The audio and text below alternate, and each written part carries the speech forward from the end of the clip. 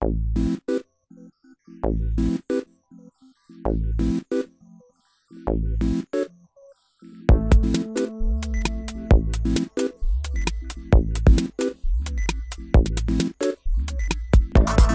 the third day in Madrid, the number of attendees reached nearly 24,000. Breast and cervical cancer are the hottest topics of the day. What is the price of cancer?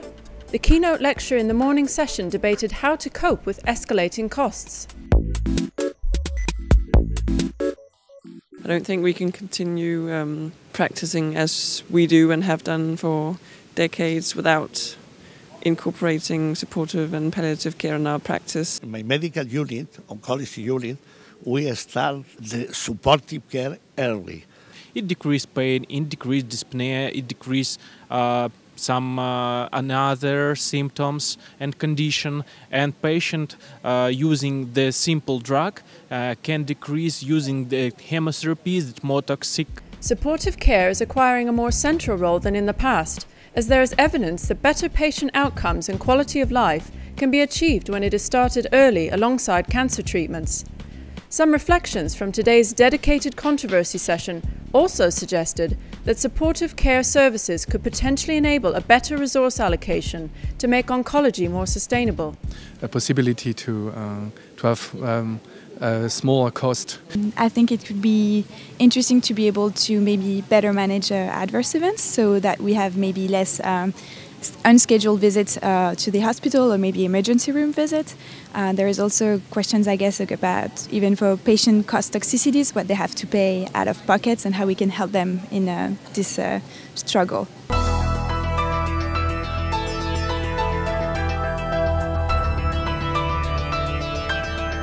Checkpoint inhibition in second-line settings prolongs overall survival with a good safety profile in patients with advanced urothelial cancer, who now have a better option of care than chemotherapy alone. Mature results from the Phase 3 KEYNOTE-45 trial, which were presented today, confirmed a clear superiority of pembrolizumab over chemotherapy, and a durable and sustained response to treatment was reported in patients.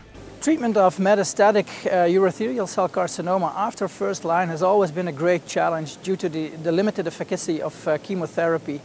And with pembrolizumab, this has completely changed. I think these results are practice changing, that pembrolizumab should be the next standard of care in second line, especially due to the robust mature data that we have now on overall survival compared to chemotherapy, increased safety profile. The major challenge is that even though the response rate was about 20%, this should be increased because only 1 out of 5 patients is actually getting the optimum benefit of these treatments.